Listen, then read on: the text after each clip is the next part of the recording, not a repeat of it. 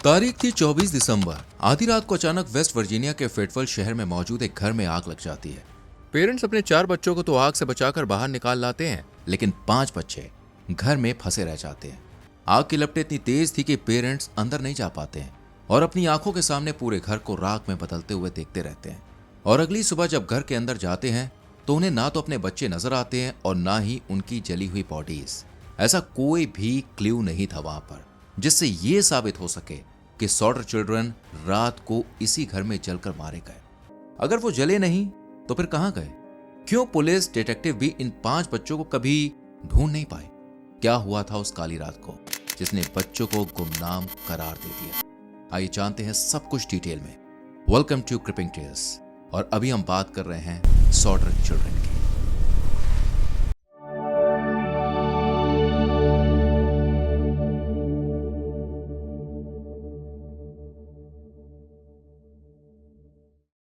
इस पूरी कहानी को समझने के लिए हमें थोड़ा पीछे जाना होगा, जब सॉर्डा परिवार के मुखिया जॉर्ज सॉर्टर का जन्म इटली के सॉर्डिनिया द्वीप के तुला नामक स्थान पर हुआ था। उनका असली इटालियन नाम जॉर्जियो सोडू था। उन्होंने सिर्फ 13 साल की उम्र में 1908 में अपने बड़े भाई के साथ अपना देश छोड़ दिया और वो अमेरिका आ गए। लेकिन कुछ टाइम के बाद जॉर्ज के भाई वापस अपने देश लौट गए, जबकि जॉर्ज ने अमेरिका में रहते हुए अपनी जिंदगी चलाने के लिए पेंसिल्वेनिया के रेलवे में मजदूरों को पानी और सामान पहुंचाने का काम किया। अपनी मेहनत से उन्होंने मेहनती इंसान की पहचान बना ली और कुछ टाइम के बाद वेस्ट वर्जीनिया में अपनी ट्रकिंग कंपनी शुरू कर दी, जो कोयला और सामान ढोने का काम करती थी। और देखते ही देखते खूब प्रॉफिट देने लग गए। लेकिन जॉर्ज ने कभी भी ये नहीं बताया कि वो इटली छोड़कर क्यों आए। हर बार उन्होंने इस बात को टाला और अपने काम पर फोकस बनाए रखा। इसी बीच उनके म्यूजिक स्टोर पर एक दिन मुलाकात हुई जेनी सॉर्टर से, जो अमेरिका की ही रहने वाली थी। जल्द ही दोनों के बीच फ्रेंडशिप हो जाती है, फिर प्यार हो जाता है और दोनों शादी करते हैं और फेटविल शिफ्ट हो गए। और जेनी ने 10 बच्चों को जन्म दिया। जी हाँ, और पूरे परिवार की सोसाइटी में अच्छी जान पहचान बन गई देखते देखते। वर्ल्ड वॉर के टाइम जॉर्ज सबसे ज्यादा चर्चा में बने रहे क्योंकि उन्होंने खुलकर अपनी राय रखी। पॉलिटिक्स हो या फिर इकोनॉमिक्स, सही हो या गलत, हर टॉपिक पर उन्होंने अपनी बात रखी, जिसके चलते कुछ लोग उनके दुश्मन भी बन गए। लेकिन जॉर्ज ने हमेशा सच्चाई का साथ दिया और अपनी फैमिली की हर छोटी बड़ी विशेष को पूरा किया। इस तरह टाइम निकलता जाता है और फिर आती है एक काली रात जिसने इस परिवार की खुशियों को हमेशा हमेशा के लिए निकाल लिया। तारीख थी 24 दिसंबर 1945। क्रिसमस से ठीक एक रात पहले सभी बच्चे त्योहार के लिए काफी ज्यादा एक्साइटेड थे, जबकि पेरेंट्स अपने सबसे बड़े बेटे को मिस कर रहे थे क्योंकि वो आर्मी में सर्विस देने के लिए गया हुआ था और इस टाइम उनके 9 बच्चे ही उनके साथ थे। रात के 10 बज चुके थे, लेकिन बच्चे एक्साइटमेंट में अब भी जाग रहे थे। जेनी ने सबको सोने का ऑर्डर दिया और घर के काम निपटाकर अपनी 2 साल की सबसे छोटी बेटी सिल्विया को लेकर रूम में सोने चले गए, जबकि जॉर्ज अलग रूम में सो रहे थे। दोनों के कानों में बाहर बच्चों के हंसने की आवाजें आ रही थी, जो कुछ देर बाद शांत हो गई क्योंकि वो सोने चले गए थे। कुछ घंटे तक घर में खामोशी रही, लेकिन फिर देर रात करीब 1:30 बजे जेनी को कुछ जलने की बदबू आने लगी। जब उन्होंने आंखें खोलकर देखा तो कमरे में काला धुआं भरा हुआ था, जो कि आग लगने का इशारा था। जेनी ने तुरंत ही सिल्विया को गोद में उठाया और कमरे से बाहर निकल गई और आग लगने का सोर्स ढूंढने लगी। तभी उनकी नजर टेलीफोन लाइन पर पड़ी, जिसमें से आग की लपटें उठ रही थीं और फ्यूज बॉक्स भी आग में झुलस रहा था। ये देखकर जेनी ने अपने हस्बैंड जॉर्ज को आवाज लगाई और वो भी तुरंत नींद से जाग गए और जल्दी जल्दी अपनी फैमिली को लेकर घर से बाहर निकल आए। लेकिन जब उन्होंने नजर दौड़ाई तो उन्हें सिर्फ 4 बच्चे ही दिखाई दिए। सिल्विया, बेटा जॉन, जॉर्ज जूनियर और बेटी मैरियन, जबकि 5 बच्चे, एक 14 साल का मॉरिस, 12 साल की मार्था, 9 साल का लुइस, 8 साल की जेनी और 5 साल की बेटी अब भी घर के अंदर मौजूद थी।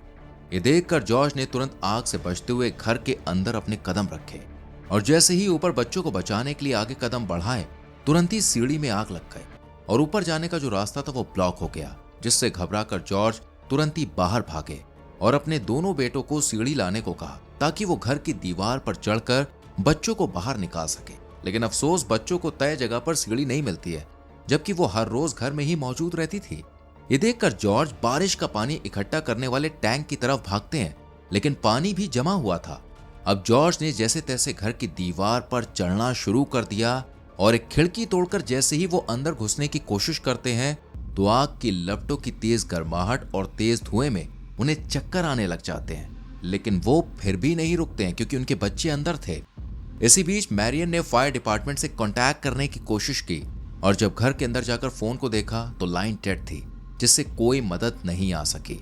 हालांकि मैरियन ने पड़ोसी के फोन से भी कॉल करने की कोशिश की, पर ऑपरेटर ने कोई जवाब नहीं दिया। वक्त के साथ आग की लपटें तेज होती जा रही थी।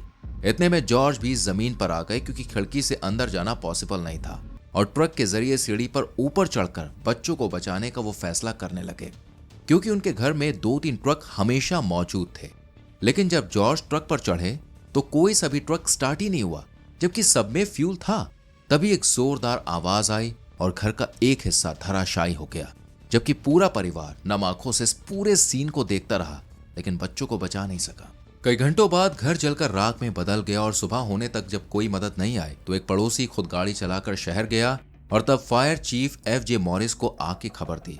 और आग लगने के 7 घंटे बाद करीब 8 बजे फायर डिपार्टमेंट की टीम जॉर्ज के घर पहुंचती है, पर तब तक घर बुरी तरह से आग में झुलस चुका था।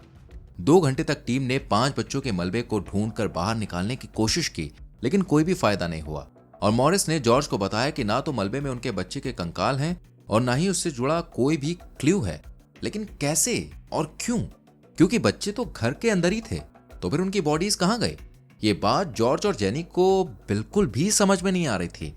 इंस्पेक्शन करने के बाद टीम चली गई, जबकि जॉर्ज और जेनी उस रात को याद करके ये समझने की कोशिश करने लगे कि आखिर हुआ क्या था।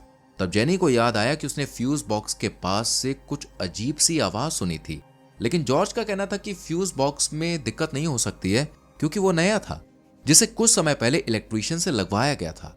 इसी बीच जॉर्ज को याद आया कि कुछ दिन पहले एक और काम करने के लिए आदमी आया था, जिसने जबरदस्ती फ्यूज बॉक्स देखने की जिद की और फ्यूज बॉक्स को देखकर कहा था कि एक दिन ये आग लगने की वजह बनेगा। लेकिन उसने ऐसा क्यों कहा और फ्यूज बॉक्स को क्यों देखा, ये बात दोनों को भी समझ में नहीं आई। तभी जेनी को इंश्योरेंस एजेंट का ध्यान आया, जो कुछ टाइम पहले उनके घर पे आया था और बीमा कराने की जिद कर रहा था। जब जेनी ने बीमा करवाने से मना किया तो वो एजेंट भड़क उठा और उसने गुस्से से तिलमिलाते हुए कहा कि तुम्हारा घर जलकर राख हो जाएगा और तुम्हारे बच्चे बर्बाद हो जाएंगे। ये याद करके दोनों को अब एजेंट पर डाउट होने लगता है। इसी बीच उन्हें अपने बच्चों की भी बात याद आई, जिन्होंने जेनी को कुछ टाइम पहले बताया था कि एक आदमी अपनी कार से उन पर नजर रख रहा था। उस टाइम तो बच्चे स्कूल से बाहर निकल रहे थे और उन्होंने भी उस आदमी को देख लिया था। ये सब बात आग की घटना को एक एक्सीडेंट नहीं बल्कि सोची समझी साजिश की तरफ ले जा रही थी। लेकिन पुलिस ने जब रिपोर्ट तैयार की तो उसमें वायरिंग को दोषी ठहराया गया कि वायर की वजह से हुआ और 5 बच्चों को डेड डिक्लेयर कर दिया गया। साथ ही डेथ सर्टिफिकेट भी इशू हो गए। लेकिन जॉर्ज और जेनी को पुलिस की इस थ्योरी पर जरा भी यकीन नहीं था, क्योंकि घर में मौजूद होने के बाद भी उन्हें अपने घर से बच्चों की बॉडी नहीं मिली। इसलिए उन्होंने दोबारा से छानबीन करने की रिक्वेस्ट की, लेकिन पुलिस ने क्लियरली मना कर दिया कि अब उन्हें मलबे में दोबारा जाने की परमिशन नहीं है। पर जब जॉर्ज ने ज्यादा जिद की तो पुलिस ने फिर से मलबे को खंगाला और इस बार उन्हें किचन के कुछ बर्तन आग में पिघले हुए मिले, जिनकी पहचान करना पॉसिबल था। ये देखकर परिवार और ज्यादा उलझ गया। उन्हें समझ में नहीं आ रहा था कि जब बर्तन मिल सकते हैं तो फिर बच्चे कहां गए। इसका जवाब फायर डिपार्टमेंट के पास भी नहीं था। इसलिए जेनी और जॉर्ज का पुलिस और फायर टीम से यकीन उठ गया और जेनी ने अब खुद ही सच का पता लगाने का फैसला किया और कई एक्सपेरिमेंट्स किए, जिनमें जेनी जानवरों के ऐसे टुकड़े खरीदती थी जिनमें हड्डियां होती थीं और फिर उन्हें धधकती आग में फेंक देती थी और आखिर में आग की लपटें बुझने के बाद भी हड्डियां मिल जाती थी। उन्हें पता चला था कि 2000 डिग्री के तापमान पर जलने पर भी ह्यूमन स्केलेटन को राख में बदलने में 2 घंटे लगेंगे, जबकि उनका घर तो महज 45 मिनट पर जलकर राख हो गया था। तो फिर बच्चों की हड्डियां क्यों नहीं मिली? जेनी ने घर की फोन लाइंस की जांच करने के लिए भी टेलीफोन रिपेयर करने वाले को बुलाया, क्योंकि उस रात वो मदद के लिए कॉल नहीं कर पाए थे। जांच के बाद टेलीफोन रिपेयर करने वाले ने खुलासा किया कि फोन की लाइन जली नहीं थी बल्कि काटी गई थी। लेकिन किसने? ये बात किसी को भी समझ में नहीं आ रही थी। इतना ही नहीं, सीढ़ी भी उस रात गायब थी, जबकि आखिरी बार उन्होंने सीढ़ी को अपनी जगह पर रखा हुआ देखा था। जॉर्ज ने घर के आसपास सीढ़ी को तलाशा पर वो कहीं भी नहीं मिली और ढूंढते ढूंढते जब वो घर से 75 फीट दूर गए तो वहां उन्हें सीढ़ी पड़ी हुई दिखाई दी। लेकिन वो यहां पे पहुंची कैसे? एक तरफ जहां ये घटना एक मिस्ट्री बन गई थी, वहीं पुलिस रिपोर्ट में इसकी असली वजह फॉल्टी वायरिंग को बताया गया। पुलिस की थ्योरी के मुताबिक घर में मौजूद बिजली के तार, खासतौर से फ्यूज बॉक्स में लगे तारों में चिंगारी लगने से आग लग गई थी। लेकिन जेनी ने इस थ्योरी को कंप्लीटली रॉन्ग बताया, क्योंकि उन्हें अच्छे से याद था कि उस रात जब आग लगी थी तब क्रिसमस लाइट जल रही थी। ऐसे में अगर फ्यूज बॉक्स खराब होता तो पूरे घर की बिजली गुल हो जाती और क्रिसमस लाइट नहीं जलती, पर वो जल रही थी।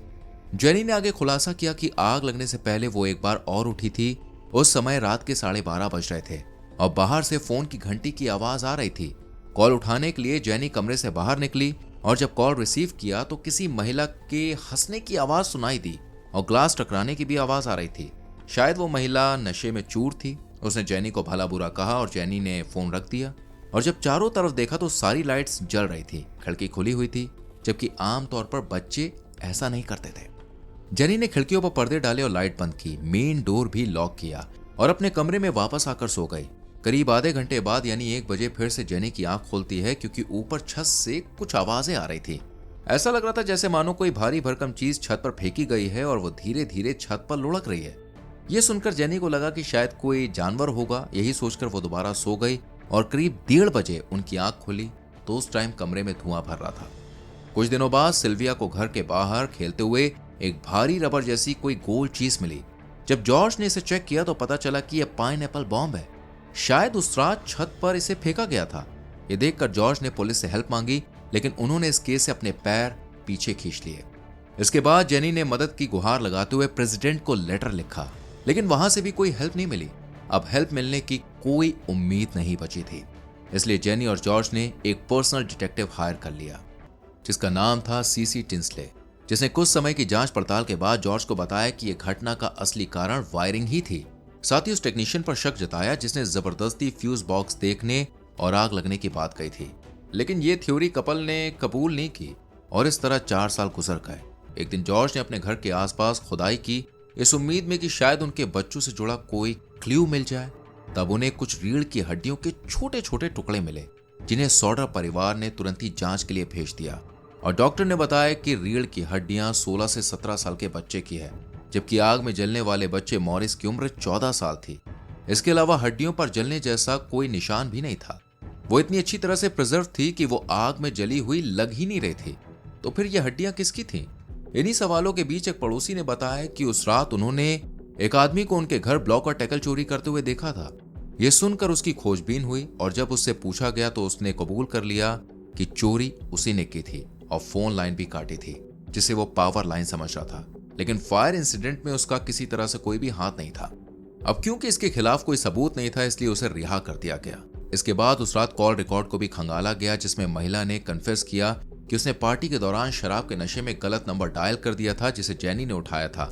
लेकिन उसका भी इस केस से कोई भी लेना देना नहीं है। जॉर्ज ने इस केस को सुलझाने और अपने 5 लापता बच्चों की जानकारी देने वाले को $5,000 के इनाम की पेशकश की, जिसे बाद में $10,000 कर दिया गया।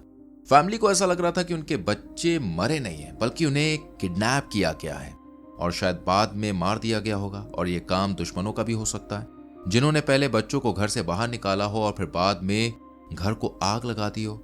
जगह जगह बच्चों के पोस्टर्स लगाए गए ताकि लोग उन्हें देखकर पहचान सकें।